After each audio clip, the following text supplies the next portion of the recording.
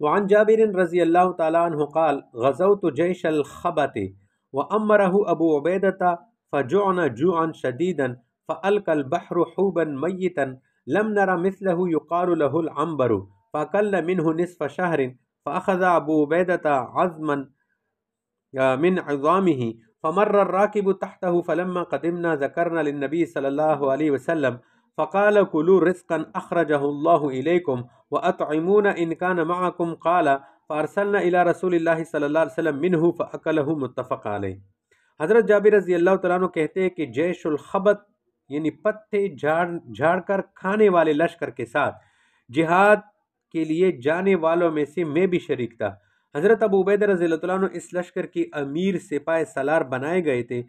چنانچہ جب ہم سخت بھوکے ہوئے تو سمندر نے ایک مری ہوئی مچھلی اپنے کنارے پر پھینک دی۔ ہم نے اتنی بڑی مچھلی کبھی نہیں دیکھی تھی۔ اس قسم کی مچھلی کو عنبر کہا جاتا ہے۔ چنانچہ ہم نے اس میں سے آدھے مہینے تک بڑی فراخی کے ساتھ کھایا۔ پھر حضرت ابو عبیدہ رضی اللہ تعالیٰ عنہ نے اس کے ہڈیوں میں سے ایک ہڈی یعنی اس کی پسلی کی جو ہڈی ہوتی ہے وہ کھڑی کی۔ اس کی نیچے سے ایک اونٹ سوار بڑی آسانی سے گزر گیا، اتنی بڑی پسلی تھی۔ اس کے بعد جب ہم مدینے واپس آئے تو ہم نے نبی کریم صلی اللہ علیہ وسلم کے سامنے اس کا واقعہ ذکر کیا۔ نبی علیہ السلام نے فرمایا جس رزق کو اللہ تعالیٰ نے تمہارے لیے پہنچایا ہے اس کو کھاؤ، یعنی تم نے یہ اچھا کیا کہ اس مچھلی کو کھایا، کیونکہ اللہ تعالیٰ نے اس کو تمہارا رزق بنا کر تمہارے لیے پہنچایا تھا، اور اگر اس مچھلی میں کوئی حصہ تمہارے پاس باقی رہا ہو تو ہم کو بھی کھلاؤ۔ یہ بات گویا آپ علیہ السلام نے ان کا دل خوش کرنے کے لیے اور اس مچھلی کے حلال ہونے کے حکم کو موقت کرنے کی غرض سے فرمائی، تاکہ ان لوگوں کے دلوں میں یہ خیال پیدا نہ ہو کہ وہ مچھلی اصل میں تو جائز نہیں تھی، مگر اضطراری حالت کے پیش نظر اس کو ہمارے لیے حلال قرار دیا گیا ہے۔ حضرت جابر رضی اللہ تعالیٰ عنہ کہتے ہیں کہ چنانچہ ہم نے اس مچھلی کا کچھ حصہ رسول پاک علیہ السلام کی خدمت میں بھیج دیا اور آپ علیہ السلام نے اس میں سے کھایا۔ اچھا، الخبت خا پر فتحہ ہے اور با ساکن ہے اور دونوں پر زبر بھی ہے، خبتا۔ خبت درخت کے پتوں کو کہتے ہیں، چونکہ اس غزوے میں لشکر اسلام نے درختوں کے پتے جھاڑ کر کھائے تھے، یہاں تک کہ سبز پتی بھی ختم ہو گئے، اس لیے اس کا نام سریت الخبت اور جیش الخبت پڑ گیا تھا۔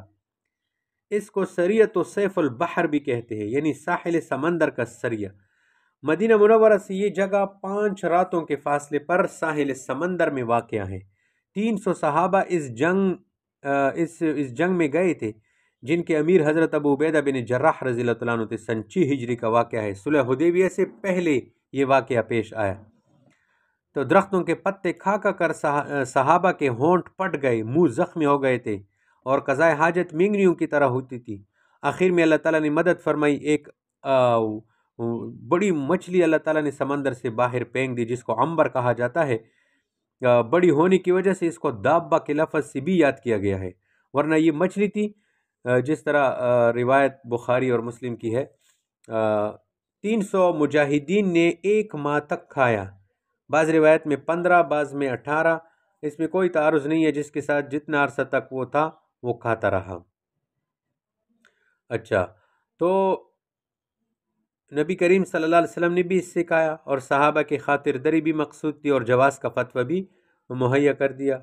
صحابہ نے اس سے وافر مقدار میں تیل بھی حاصل کیا تھا، کشتیوں میں بھی استعمال کیا تھا اور جسموں پر بھی مل لیا۔ مچھلی کی آنکھ اتنی بڑی تھی کہ اس میں 9 آدمی بیٹھ گئے تھے اور نظر نہیں آتے تھے، اور پسلی کی ہڈی کے نیچے سے اونٹ سوار گزر گیا تھا جو ہے۔ تو باہر کے عنبر مچھلی کا قصہ اس میں آ گیا، تو مچھلی کا کھانا ثابت ہے۔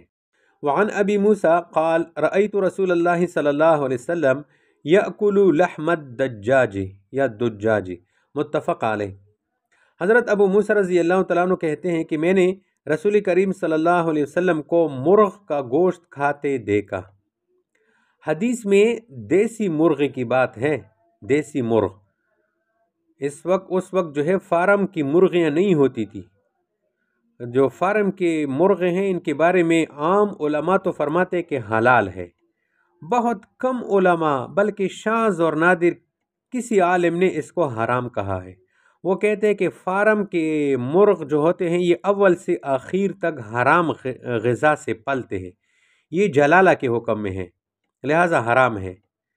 گجروالا کی ایک مفتی تھی محمد عیسیٰ، اس نے اس کے حرام ہونے کا فتویٰ دیتے تھے۔ بہرکیف محتاط علماء ان مرغیوں کے گوشت نہیں کھاتے، ہاں مضر تو ہے، صحت کے لیے مضر ہے، یہ اس میں تو کسی کا بھی اختلاف نہیں ہے۔ بہرکیف مرغ کا گوشت شرعاً جو ہے حلال ہے، اس کو کھا سکتے ہیں، لیکن اگر دیسی مرغا جو ہے ملتا ہے تو وہ بہت اچھا ہے۔ وعن جابر رضی اللہ عنہ قال قال رسول اللہ صلی اللہ علیہ وسلم ما من دابت فی البحر الا وقد زکاها اللہ لبنی آدم، رواہ الدار قطنی۔ حضرت جابر رضی اللہ تعالیٰ عنہ کہتے ہیں کہ رسول کریم صلی اللہ علیہ وسلم نے فرمایا، پانی کا ایسا کوئی جانور نہیں جس کو اللہ تعالیٰ نے بنی آدم کے لیے ذبح نہ کر دیا ہو، یعنی دریا میں جتنے حیوان ہیں اللہ تعالیٰ نے اسے ذبح کیا ہے اور وہ انسان کے لیے حلال ہے۔ ان دریائی جانوروں سے مراد مچھلی ہے، کیونکہ ہر قسم کی مچھلی ذبح کیے بغیر حلال ہے۔ مچھلی کے علاوہ سمندری جانوروں کے بارے میں فقہا کا اختلاف ہے، جمہور اس سے حلال قرار دیتے ہیں تو ان کی نزدیک یہ حدیث تمام دریائی جانوروں کو شامل ہے، لیکن احناف صرف مچھلی کو حلال کہتے ہیں تو ان کے نزدیک یہ حدیث صرف مچھلی کو شامل ہے۔ وعن ابی واقد اللیثی قال قدم النبی صلی اللہ علیہ وسلم المدینۃ وهم یجبون اسنمۃ الابل ویقطعون الیات الغنم ما یقطع من البہیمۃ وہی حیۃ فہی میتۃ لا تؤکل، رواہ الترمذی و ابو داود۔ حضرت ابو واقد لیثی کہتے ہیں کہ جب نبی کریم صلی اللہ علیہ وسلم مکہ سے ہجرت فرما کر مدینہ تشریف لائے تو اس وقت مدینہ کے لوگ ایسا کرتے تھے کہ اونٹ کے کوہان اور دمبوں کی چکتیاں کاٹ لیا کرتے تھے اور پھر اس کو کھا لیتے تھے۔ چنانچہ نبی علیہ السلام نے فرمایا کہ جو چیز بھی ایسے جانور کے جسم سے کاٹی جائے جو زندہ ہو تو وہ کاٹی گئی چیز مردار ہے، اس کو نہ کھایا جائے۔ تو یجبون جب یجب کاٹنے کے معنی میں ہے، اسنما یہ جو ہے اچھا سیغہ اس کو کون سے جبا یا جبو، یہ کاٹنے کے معنی میں، ٹھیک ہے۔ اچھا اسنما یہ سنام کی جمع ہے، اونٹ اور بیل وغیرہ کے کوہان کو کہتے ہیں۔ الیت کی جمع ہے، دمبی کی جو چکتی ہوتی ہے جس کو ہم لم کہتے ہیں پشتو میں۔ تو جاہلیت کے دور میں جب عرب گوشت کی ضرورت محسوس کرتے تو پوری جانور کو بچانے کی غرض سے وہ زندہ اونٹ کے کوہان اور زندہ دمبا کی چکتی کو لم کو کاٹ لیتے تھے اور گوشت استعمال کرتے تھے۔ اسلام نے اس ظالمانہ فعل سے منع کر دیا اور اس طرح الگ کردہ گوشت کے کھانے کو حرام قرار دیا، کیونکہ اس میں دم مسفوح شامل ہے، تو زندہ حیوان سے کاٹا گیا گوشت وہ مردار ہے۔ وعن عبداللہ بن عمرو بن العاص ان رسول اللہ صلی اللہ علیہ وسلم قال من قتل عصفورا فما فوقها بغیر حقها سألہ اللہ عن قتله قیل یا رسول اللہ وما حقها قال ان يذبحها فيأكلها ويقطع رأسها فيرمي بها، رواہ احمد والنسائی والدارمی۔ حضرت عبداللہ ابن عمر ابن العاص رضی اللہ تعالیٰ عنہ سے روایت ہے کہ رسول کریم صلی اللہ علیہ وسلم نے فرمایا، اگر کوئی شخص کسی چڑیا یا اس سے چھوٹے بڑے کسی اور جانور پرندے کو ناحق مار ڈالے گا تو اللہ تعالیٰ اس شخص سے اس ناحق مارنے کے بارے میں پوچھے گا۔ عرض کیا گیا یا رسول اللہ، اور اس چڑیا وغیرہ کا حق کیا ہے؟ آپ علیہ السلام نے فرمایا یہ کہ اس کو ذبح کیا جائے، کسی اور طرح اس کی جان نہ ماری جائے اور پھر اس کو کھایا جائے، یہ نہیں کہ اس کا سر کاٹ کر اس کو پھینک دیا جائے۔ یعنی کسی حیوان کی جان لے لینا بڑی بات اور بڑا حادثہ ہے، جائز مقصد کے علاوہ اس پر اقدام نہیں کرنا چاہیے۔